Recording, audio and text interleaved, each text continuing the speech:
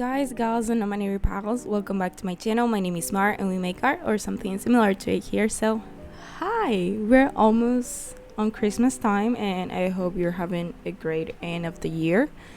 My voice sounds kind of weird. I went to a Taylor Swift party and I screamed everything when we won the World Cup. So, basically, that's why my voice sounds so bad.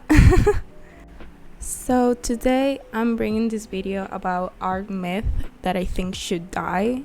These are things that I've seen, heard within the art community and people from outside the art community. This myth I think can be harmful for people who are just beginning their journey in art and they can get discouraged by this things, so I'm gonna address them here and I hope you feel a little bit more free to do whatever you want, really, because no one should be telling you how to do the things that you do. You should just be happy doing whatever it is that you're doing. So here we go. So the first thing that I think bothers me the most is when people say that using references is cheating, which makes absolutely no sense. References are essential for you to learn how to draw whatever it is that you want to draw, so you need to have those things to know exactly how to draw them.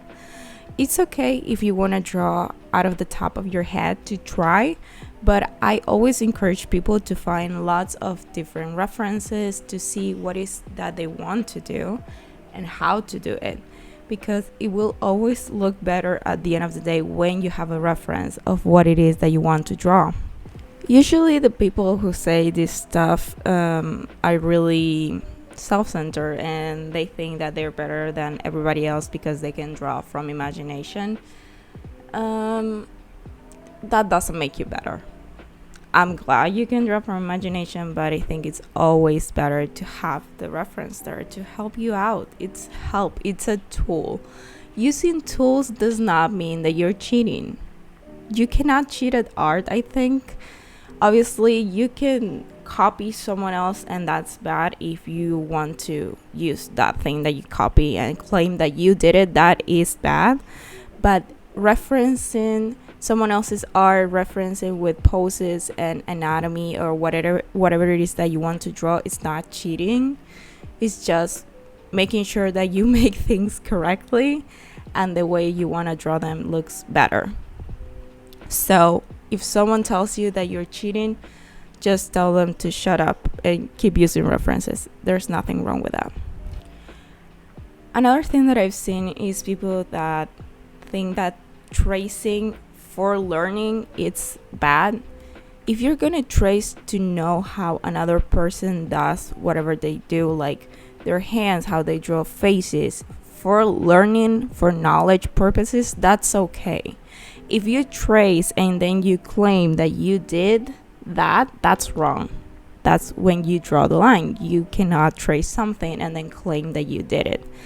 But if you use it for learning purposes, to see the proportions of something, to see how they draw a shape or something like that, that's totally okay. And people should not be making you feel bad for trying to learn and trying to get better.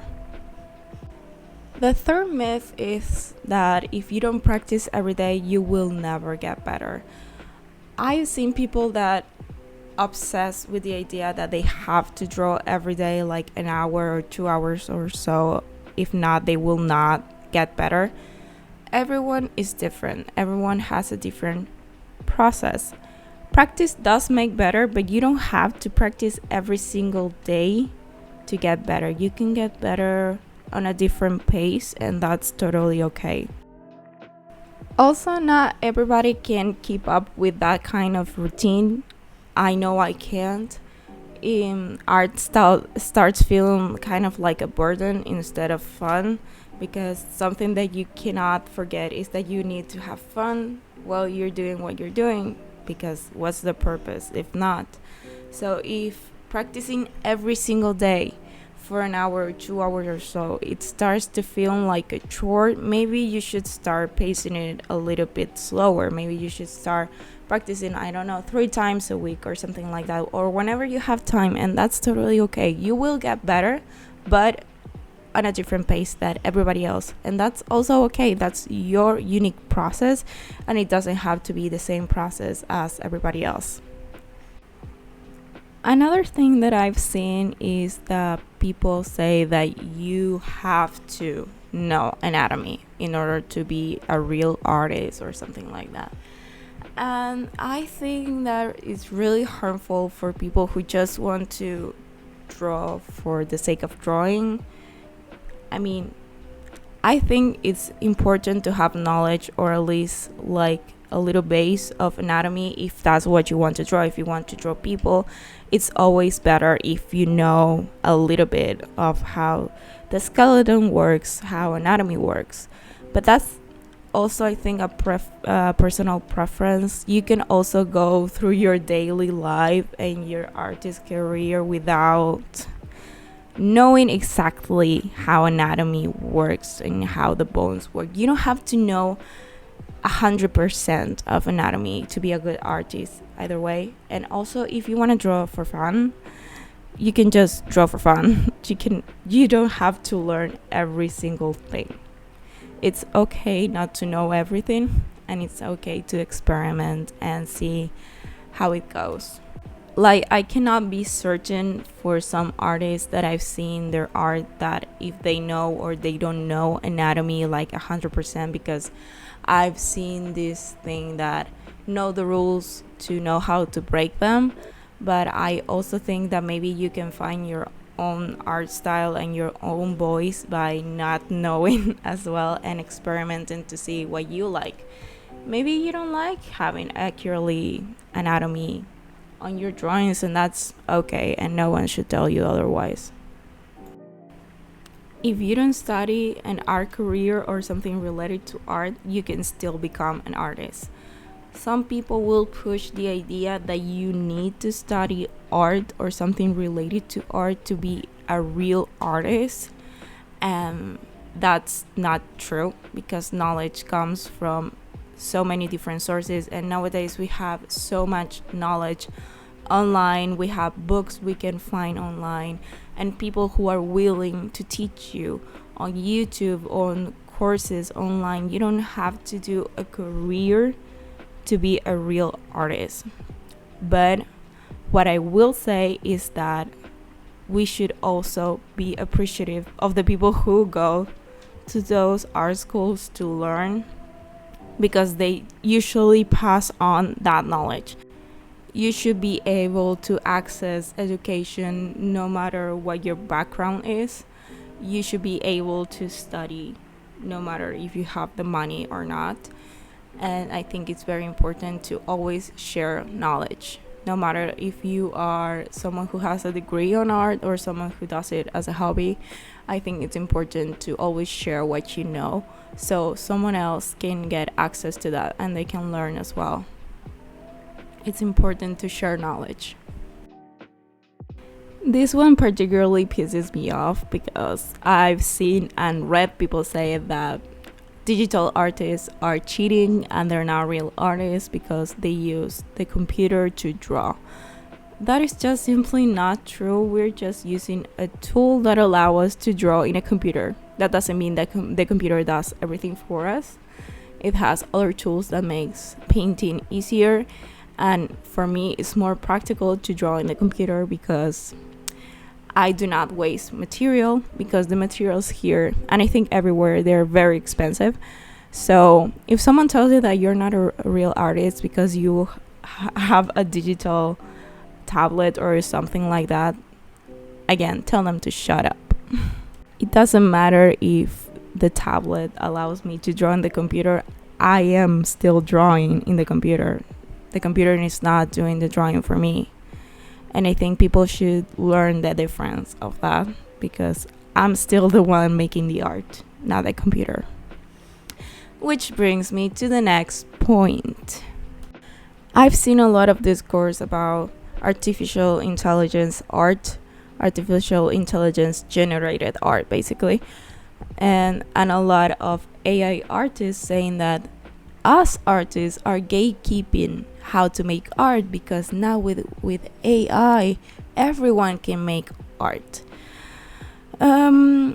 This is going to be an opinion of mine. You don't have to agree, but I think it's important that we know the difference between AI art and art. If you put on a blender a lot of images and then you come with a result just by typing some prompts and saying that you did that, you didn't, I'm sorry. Artists take time, years, practice of learning, observing, and also sharing a lot of what they do to be better at their craft. And you go and say, but now I can make art because I can type 3 words, and they did this with stolen art without the consent of the artist. I'm sorry, that's not art. That's just some mixtures of images that generated something without a soul. I'm sorry. That does not mean I'm against the tool itself. I think they can be useful for artists in the industry because they can help to make some processes a little bit more faster, especially in the industry when time is of the essence and everything is needed fast. But it's still a tool. It should not be doing everything for you. It's just a tool to make things a little bit easier for you. But that doesn't mean that if you type some words in it and an image comes out, that you made it, because you didn't. You just typed some words and generated a random image with stolen art. And I will not change my idea about that until there's copyright laws that protect artists against this kind of theft, because it is theft and it's without our consent. I will not allow people saying that AI art is real art, because it's not. And I'm sorry if anyone is offended by this. But creativity is a field that's been underrated for years, and now suddenly anyone can be an artist with a tool that they just type things up and things come out and they say that they did it, but they don't have to put up with any kind of effort or time or knowledge like artists have to do to learn. I don't think so. I think we should appreciate the arts more because of this. I think there's this expectation of everything to be done so quickly that if you don't do it in this kind of times, then it's not worth it anymore. That suddenly if a machine can do it in seconds, everything that you've learned and done is worthless, which that's not true. Your job, your art, whether it's for, if you actually have a job, if you're paid to do art or you do it as a hobby, it's still important, and I think you should still pursue that, no matter what you read online, no matter how discouraging the news are, because lately there have been so many news I saw especially on Twitter. Twitter is like a black hole for bad things. So if you don't want to see negative things, I would avoid Twitter. But usually you need social media for your art to be known, and if you want to make money out of it. But lately there has been so many articles talking about AI art, and I also saw this guy that made a children's book on a weekend. He didn't actually do anything. He just typed some words and generated random drawings and unified them with text that I think it was also AI generated, which makes absolutely no sense. There was no effort there. And he's allowed to sell that on Amazon and make money off of others artists' art. That makes no sense. So no matter how negative these news are, please remember that what you do is important. And AI artists that claim that they are real artists, they will eventually be gone, because things will settle and things will get better for us. So don't worry. So this is everything for today. I hope you enjoyed this video, and if you did, remember to like it, maybe leave a comment, share it with some friends or someone who's interested, and you can also subscribe for more videos like this, because I don't know, maybe you will like them more. So thank you so much for staying with me, and I hope I'll see you the next time. Bye.